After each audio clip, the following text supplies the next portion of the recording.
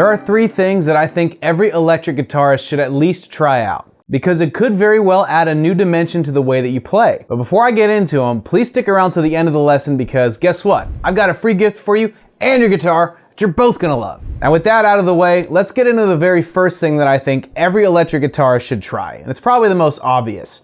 It's using a capo.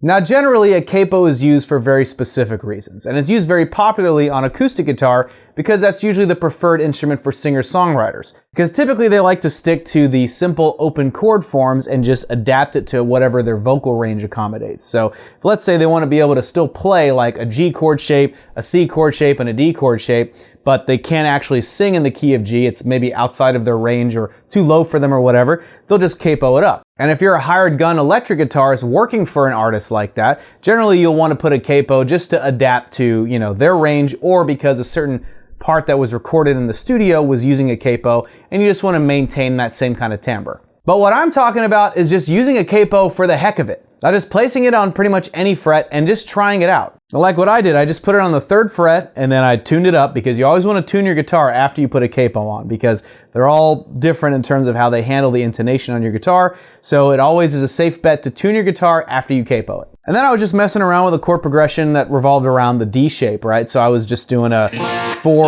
1, 6 minor, 5 chord progression. And you know, just vibing out to it. And I just like the timbre, you know.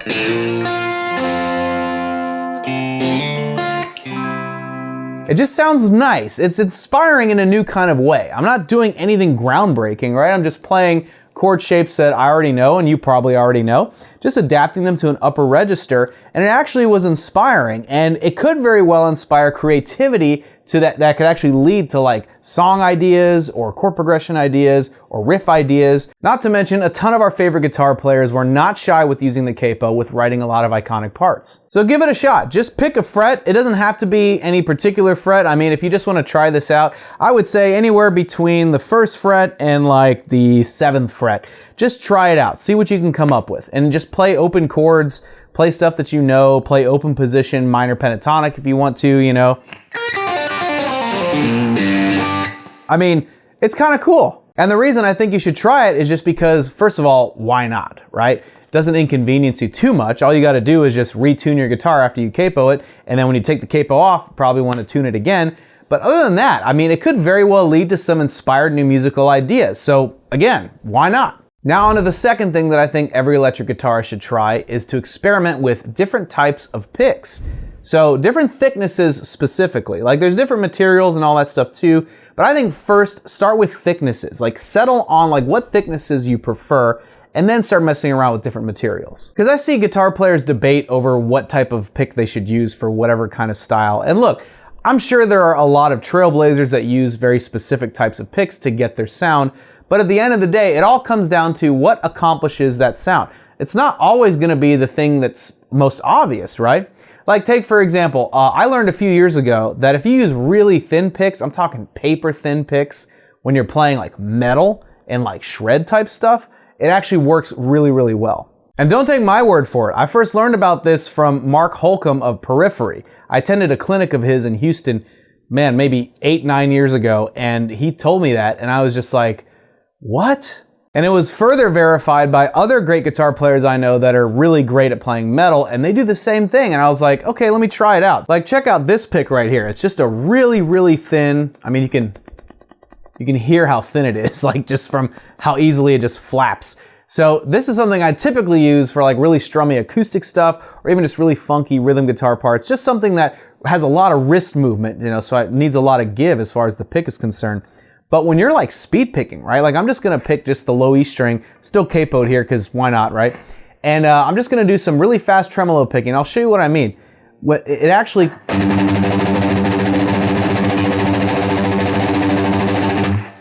It totally works, right? It didn't stifle me at all as far as picking fast. Now, granted, there are other great players, you know, in this particular style that, let's say, play really fast, metal, shreddy stuff that use really hard picks, you know, very tough material, and that works for them. That's great. I personally don't think that it matters, you know, whatever gets you there, right? So it's always worth just trying out different things just to see if it works. And I kind of get why the thin pick thing, why there's something to it. I think because of how flimsy it is, it actually gives you this extra kind of percussive sound just by the way it just sort of flaps against the strings, you know?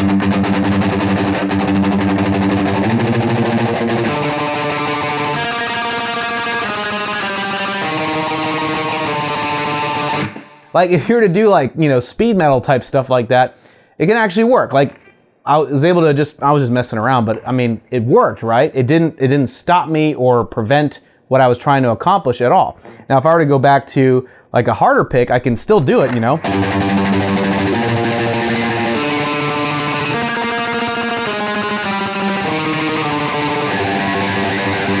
You know, so it's like, well, I will say this actually, now that because I can feel the tension in my forearm now, especially after using this. There was less tension when I was using the thin pick. And I think that's partly because of just the way energy is dispersed with the way that it just hits the strings. So maybe there's something to it. Again, it's something worth trying. It's worth trying to find out for sure if it works for you. So if let's say you're someone who uses really, really hard picks or really thick picks to play the fast, you know, shreddy, technical metal stuff, whatever, give it a shot. Give it a shot with a really thin pick and just see what it does. And actually give it a fair shot. Like spend some time with it. Spend like a whole day only playing with a pick like that because you never know what might happen at the end of the day. Now, if you find that like, man, I tried, it just wasn't really working, that's totally fine. There's no point in forcing it any further than that. But at least now you know. Because it's all subjective, you know, so it's worthwhile to actually take the time and try.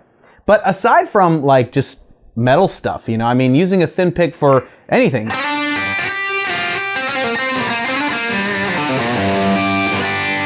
It takes a little bit of getting used to because of how it's like the attack is so, I guess like, it's like there's almost like a latency on the attack because the pick just so easily bends, you know, when it hits the string.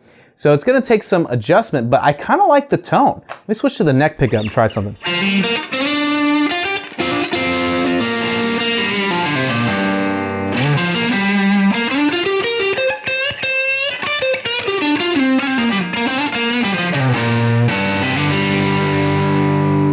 It's cool. It's like that the material almost added a little dimension of throatiness to that neck pickup sound. So, I mean, you know, you can get really, you can just sit there and really listen to like different tonal differences. I really feel like the difference in tone is evident. So if I switch back to the picks that I typically use, which is like, let's say medium thickness, you know?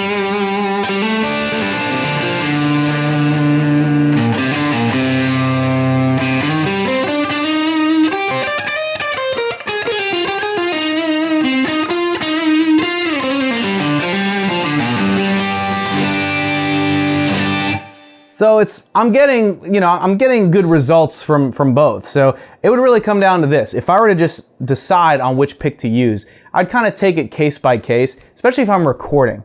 You know, typically what kind of pick I'm using, I tend to take more into account if I'm in the studio and I'm trying to get different kinds of sounds, because even just the way you attack the strings, you know, can actually make a difference, which actually brings me to the third thing that I think every electric guitarist should try, which is basically testing the limits of what your guitar can give you tone-wise, and that's gonna involve the picks that you use. Now, again, not for actual practical playing applications like in number 2, but in number 3, we're talking about tone, right? The kind of tone you can get from different picks, but also using the electronics on your guitar. You can actually get a lot of different sounds, right? Just by using your volume controls, your tone controls, and even the pick that you're using, and not just the type of pick, but like where you pick, all makes a difference in tone. So let's explore that. Oh, and hey, by the way, if you're getting value out of this lesson, please hit that like button and consider subscribing to our YouTube channel. Not only does it really help us out, but it lets us know that you want to see lessons just like this one, which we'd be more than happy to bring you. So thanks in advance, and let's get back to it. I'm even gonna keep using this flimsy pick and keep the capo on just so this all stays together. So without touching the electronics on my guitar, okay, everything's wide open, all right, and I'm on full humbucker mode right now. If I were to show you my full tone, it's this. A lot of distortion, right? So let's say I want to tame that a bit without messing with my electronics, starting with the pick. So this all comes down to our attack. right? We can control how much tone we get just from how hard or how soft we pick the strings. I'm sure you've heard that saying, you know, tone is in the hands. First of all, I'm a firm believer in that, but I think there's nuance to it. What I think they mean when they say tone is in the hands, it comes down to your dynamics, right? And what controls your dynamics? Your hands. So your hands are in control of the very dynamics that dictate the tone that you put out, right? So if I were to, again, keep it at full bore here, everything's on 10, and I were to just very, very gently just graze my pick on the strings.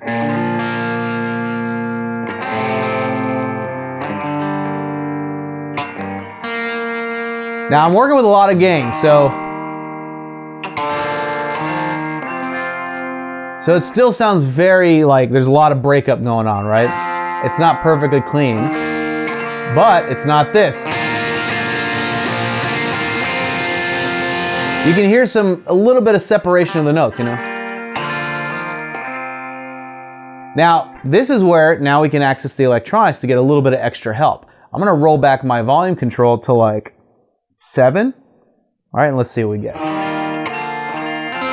Ah, much better, much cleaner.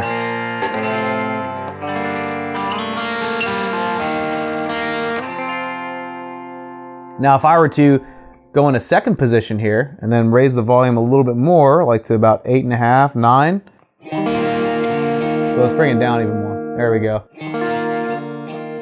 This is where the experimentation gets fun. Like you start to just really get to know the different taper of your, of your volume control, of your tone control on your guitar. So you can start to like really be in control of your tone based on knowing that if you were to roll back your volume a bit, you'll get a bit of a cleaner sound.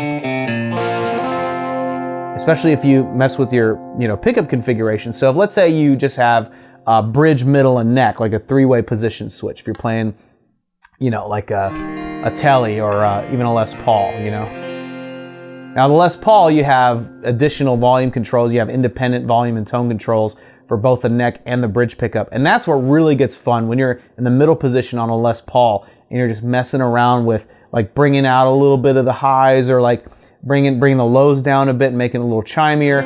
There's a whole lot of great tones you can explore just by messing with the controls. You don't have to turn a pedal on or anything. So that's why I'd recommend starting with like your maximum gain tone and then using your hands to control the dynamics along with a little bit of help from your friends, the electronics, right? If I want to go back to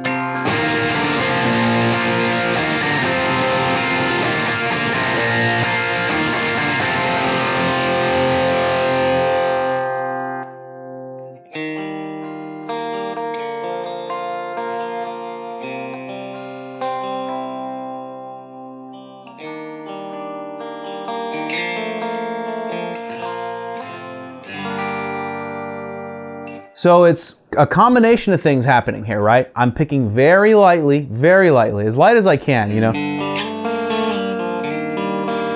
Because if I pick harder, it gets louder and gainier,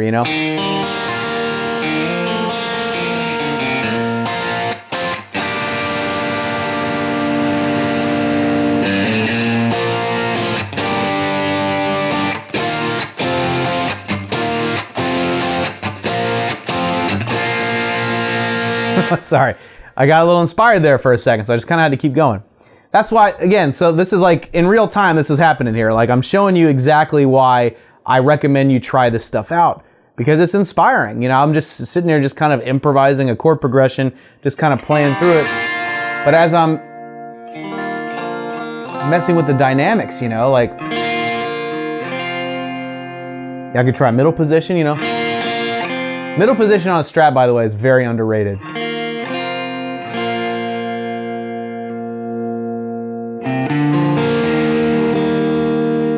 I kind of like middle position a little bit better for that. Like that right there, I especially know in a mix, like if I'm recording, like that's gonna sit really nicely. I love using the middle position on a Strat specifically for like shimmering chords,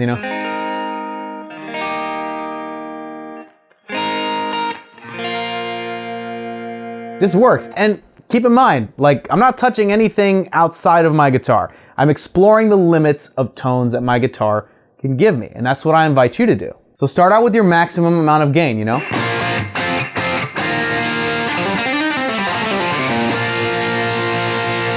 And then from there, control the attack, right? Start.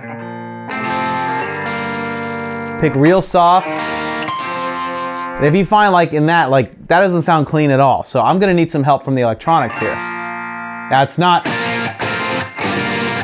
all huge and blended together. It's a little bit, it's on the right track, but I just need it to be cleaner. I'm just gonna roll the volume down a little bit. And then switch here to second position just because I like how it sounds for this kind of stuff. Maybe even middle position.